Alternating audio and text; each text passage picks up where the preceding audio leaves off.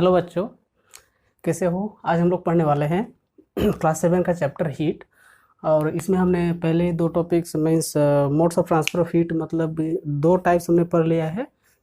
That are हम लोग पढ़ने वाले modes of transfer of heat ना, modes of transfer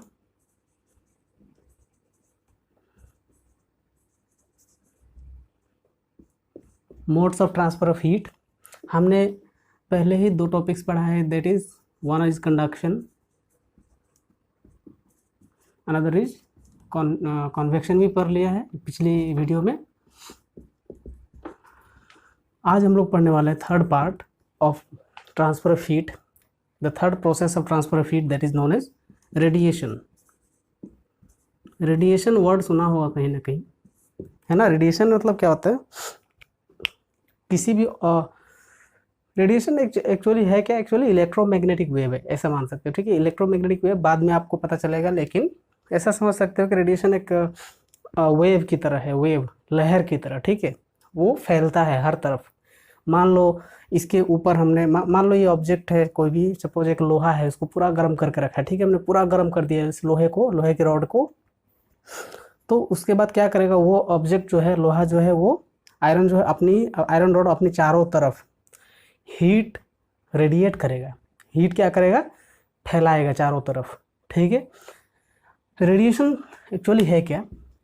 so first of all that definition we should write that radiation actually is the mode of transfer of heat in which no medium is required. पहली बात, no medium is required.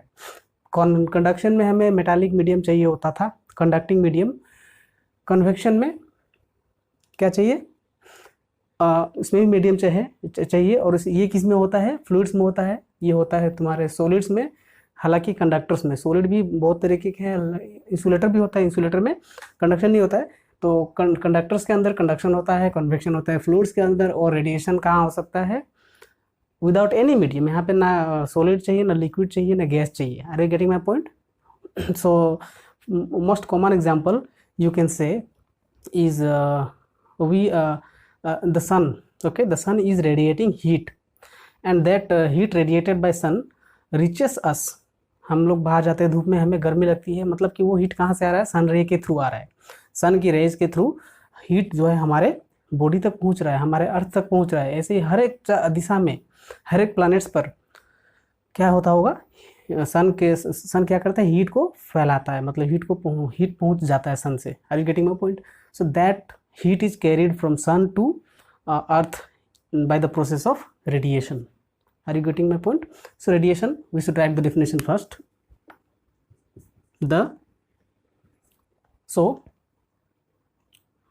the mode of transfer of heat in which the heat flows from a hot object to a cold object. okay, हमेशा heat कहाँ से कहाँ flow होता है, hot से cold की तरफ, without any medium. There may be medium, there may not be medium, वो जरूरी नहीं है। ठीक है, मीडियम जरूरी नहीं है। That is known as what, radiation. Radiation का यहाँ पे सबसे इंपॉर्टेंट जो चीज़ है वो हमेशा याद रखना है आपको, नो मीडियम रिक्वायर्ड।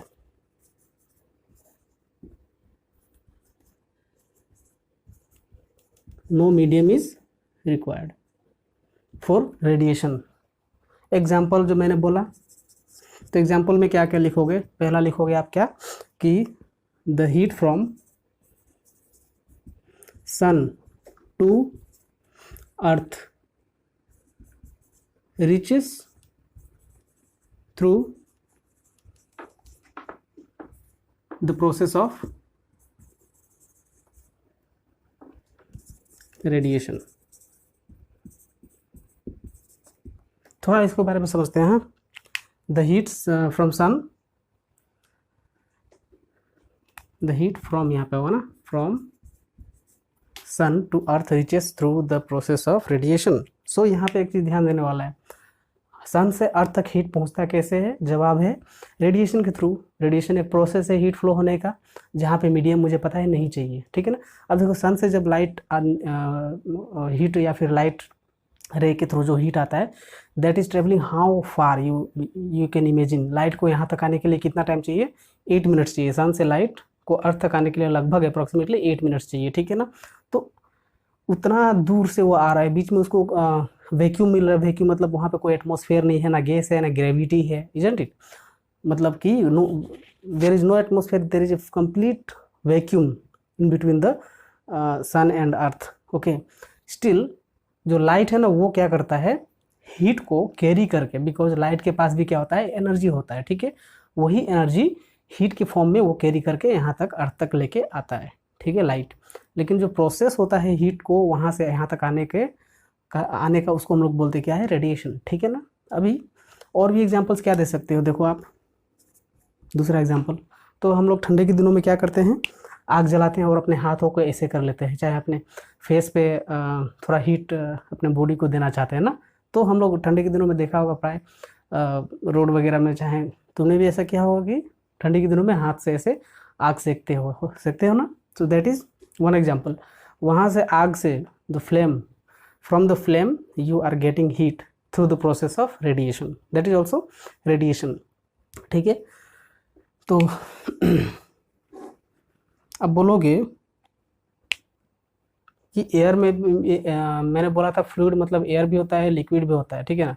तो यहाँ पे कन्वेक्शन क्यों नहीं हुआ, ठीक है, तो कन्वेक्शन इसीलिए बिकॉज एयर जो होता है ना हीट का बेड कंडक्टर होता है, मीन्स इंसुलेटर होता है, ठीक है, कुछ हद तक इंसुलेटर होता है, इसीलिए हम लोग उसको कन्वेक्शन में नहीं गिनते हैं, ठीक है। हालांकि यहाँ पे जो हो रहा है phenomena, from the flame to our body heat is reaching through the process of radiation, got it. So यहाँ पे लिख देंगे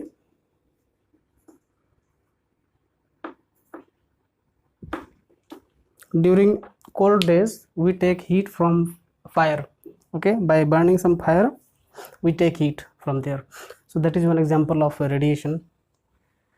देखो हमारा अभी एक चीज़ पॉइंट पे आते हैं जो कि बहुत इंपॉर्टेंट है। देखो इस दुनिया में कोई भी ऑब्जेक्ट ज़्यादा गर्म होता है, कोई ऑब्जेक्ट कम गर्म होता है, ठीक है। तो कोई भी ऑब्जेक्ट के ऊपर अगर हीट पड़ता है, मतलब वो हीट एब्जॉर्व करता है अगर, तो वो हीट रेडिएट भी करता है, कुछ अमाउंट में एब्जॉर्व करता है और कुछ अमाउंट में रेडिएट करता है। मान लो यहाँ से 100 जूल हीट आता है, एब्जॉर्व कर लिया इसने, ठीक है। तो ये सपोज कुछ एब्जॉर्व कर लिया और कुछ क्या करेगा, रिफ्लेक्ट कर देगा, मतलब उसको बोलते हैं क्या, रेडिएट करेगा चारों तरफ, ठीक है। तो एब्जॉर्व भी करते हैं ऑब्जेक्ट्स हीट को और रेडिएट भी करते हैं, ठीक है ना। जैसे कि अगर हम लोग इसमें देखें तो सबसे ज़्यादा हीट जो एब्जॉर्व करता है या फिर रेडिएट करता है, that is only black colour का जो कोई भी ऑब्जेक्ट है ना, चाहे वो ब्लैक कलर का जो हमारा अम्ब्रेला हो, चाहे वो ब्लैक कलर का हमारा क्लॉथ हो, शर्ट हो, ठीक है, all absorb maximum amount of heat, ठीक है। So what we write here, all objects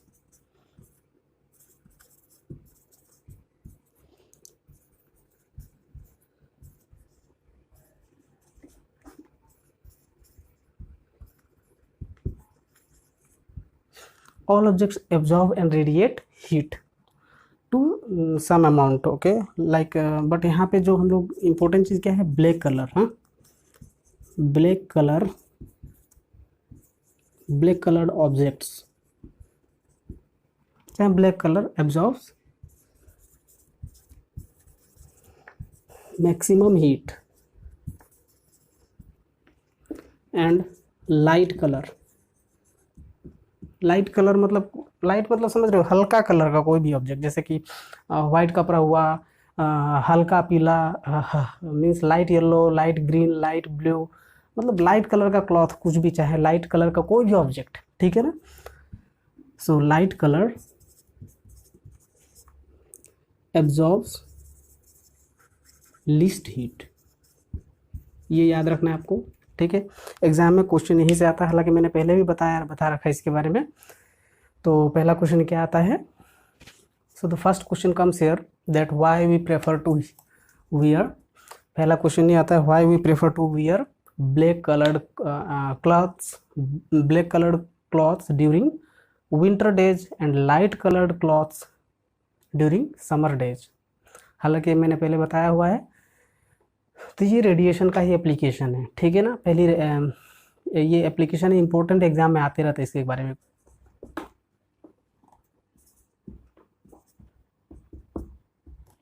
सो पहला क्वेश्चन ये है। दूसरा, अच्छा, पहला क्वेश्चन का आंसर क्या होगा, because black coloured clothes absorbs maximum amount of heat which keeps our body warm during winter days.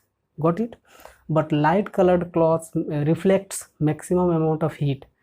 Okay, therefore by wearing light colored clothes, okay, we feel comfortable, or you can say we feel quite we don't feel hot during summer days. गर्मी के दिनों में तो हमें क्या चाहिए, body को गर्मी नहीं चाहिए ना.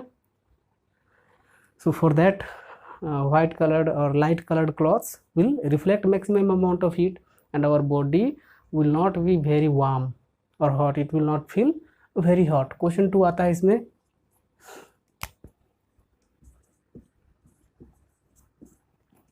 Why houses are painted in bright color? जो हाउस का पेंटिंग होता है, कभी ब्लैक देखा है क्या? ब्लैक, बहुत लोगों को ब्लैक कलर भी पसंद होगा, लेकिन क्या वो अपने घर को ब्लैक कलर से पेंट करवाएगा? नो. क्यों? Because black colour absorbs maximum heat, and during summer it want, that means it will absorb very huge amount of heat, और हमें घर में रहना बहुत ही मुश्किल होगा. Okay, so for that we don't prefer black paint in our homes. Got it? Question 3 आता है. Why the radiators of vehicles are painted black? ये इंपॉर्टेंट क्वेश्चन ये भी आता है.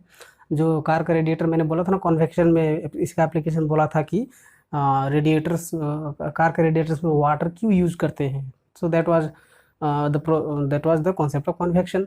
बट यहाँ पे रेडिएशन भी यहाँ पे अप्लाई होता है. क्या कि जो रेडिएटर्स है उनको ब्लैक कलर में ही पेंट मिलेगा. तुम ज़्यादातर देखना, रेडिएटर जो होते हैं ना, हीट एब्जॉर्व करने वाला एक डिवाइस होता है व्हीकल्स में, उसको ब्लैक कलर से ही क्यों एब्जॉर्व मीन्स कलर किया जाता है? Because we know that black coloured objects absorbs maximum heat and it also radiates maximum heat. ऐसा जरूरी नहीं है कि सिर्फ मैक्सिमम हीट एब्जॉर्व ही करता है, हाँ, ये मैक्सिमम हीट रेडिएट भी करता है. Are you getting my point? So हमारा इसका रेडिएटर का काम क्या है? इंजन से हीट, एक्सेस हीट को एब्जॉर्व करना और बाहर रेडिएट करना. ठीक है ना? तो इसी के लिए ब्लैक कलर से इसको कलर किया जाता है, ब्लैक पेंट से कलर किया जाता है. Got it? अच्छा, यहीं पे एक और क्वेश्चन आ सकता है तुम्हारे लिए. वेरी कॉमन फिनोमिना दैट सभी ने अम्ब्रेला देखा होगा. मैक्सिमम जो कॉमन कलर होता है ना अम्ब्रेला का, वो क्या होता है? अम्ब्रेला का जो सबसे कॉमन कलर होता है वो क्या होता है? सो दैट इज़ ब्लैक. देखा होगा. और अंदर की तरफ क्या होता है? सिल्वर कोटिंग होता है, ब्राइट कोटिंग होता है. तो ये क्यों होता है? बिकॉज अगर हम लोग धूप से बचने के लिए अम्ब्रेला लेके जाते हैं बाहर, तो वो मैक्सिमम अमाउंट जो है हीट को एब्जर्व कर लेगा, लेकिन साथ में अंदर जो सिल्वर कोटिंग है वो बाहर मतलब हमारे फेस की तरफ हीट को आने नहीं देगा, उसको रिफ्लेक्ट कर देगा, मतलब एब्जर्व किया फिर रेडिएट कर देगा वो इन्वायरमेंट में, हमारे सराउंडिंग में. So that's why umbrella are painted black commonly. हाँ, बहुत सारे कलर्स होते हैं, हालांकि ब्लैक कॉमन होता है, इसीलिए मैं बोला. ठीक है?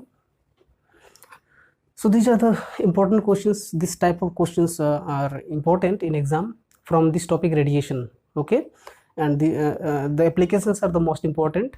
Definition is of course important. So hope you have liked this video. If you have any question, you can ask in the comment section, and don't forget to subscribe to my channel and share my videos. Thank you.